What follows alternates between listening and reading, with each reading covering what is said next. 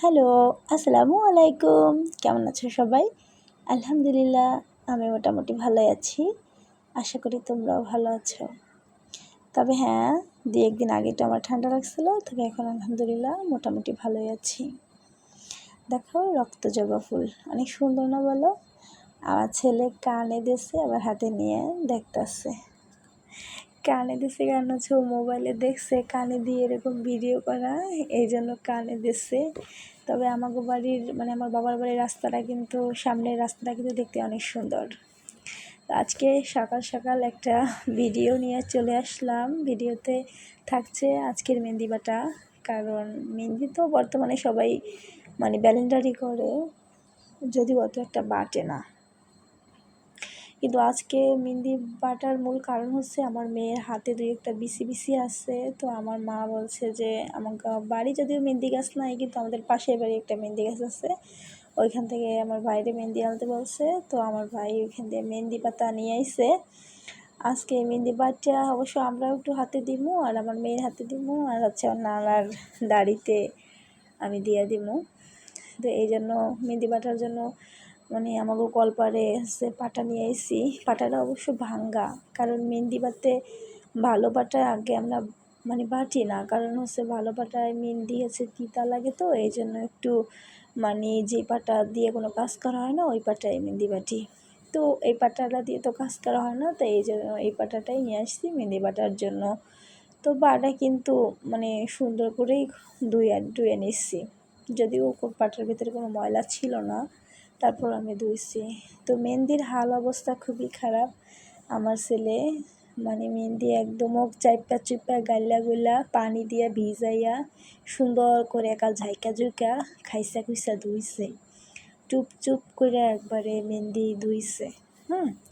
তো দুষ্টুমিতে সেরা, তার কাজ যেটা সেটাই করছে।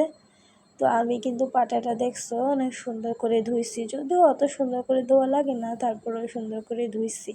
তো মেহেন্দির ভিতরে আমরা আগে যখন মেহেন্দি বাটতাম, আমাদের বিয়ের আগে আর কি, যখন স্কুলে পড়তাম তখন হচ্ছে মেহেন্দি বাটতাম, অনেক কিছু দিতাম। তো এখন অত কিছু দেয়নি, শুধু হচ্ছে তোমার এটা হচ্ছে পেয়ারা পাতা, যে একবারে মাইস পাতা, আর হচ্ছে তোমার চা পাতা, চিনিও দেওয়া যায় এর ভিতরে, চিনিও কিন্তু দেওয়া যায়। মেহেন্দি বাটার পরে চিনি অ্যাডজাস্ট করে নিলেই হয়।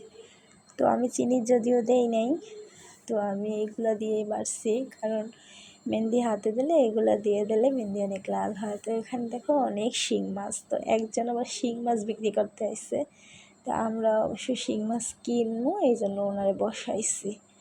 তো শিং মাছ কিনছি, এই মাছের ভিতরে তো হাত দেওয়া যে অনেক মুশকিল, কেউ হাত দিতে পারবে এই মাছের ভিতর? আমার মনে হয় না।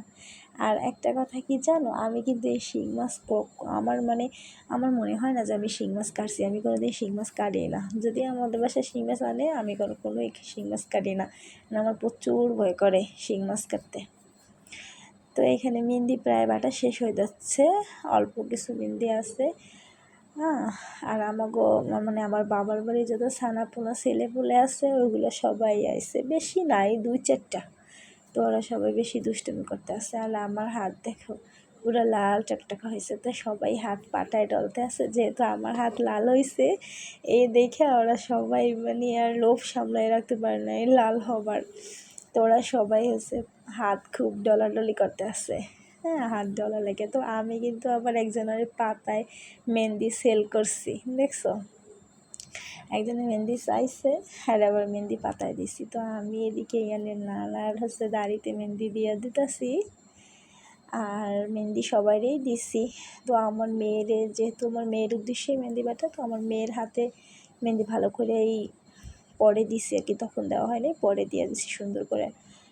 আর হচ্ছে আমার ভাই আবার ওই যে ঠালা এসছে কাদার ভিতরে, ইচ্ছা এই মাছ পাইছে, এগুলো ধরছে। দেখো মাছগুলো কিন্তু অনেক সুন্দর, একবারে লাফাইয়া পড়েও গেছে, অনেক কটা পড়ছে। তো আমি এবার এগুলো একটা একটা করে টুকরে আইনে আবার রাখছি। তো মাছগুলো কিন্তু একদম তাজা টসটসা, দেখতে কিন্তু সেই। তো সবাই ভালো থাকবা, সুস্থ থাকবা, আল্লাহ হাফেজ।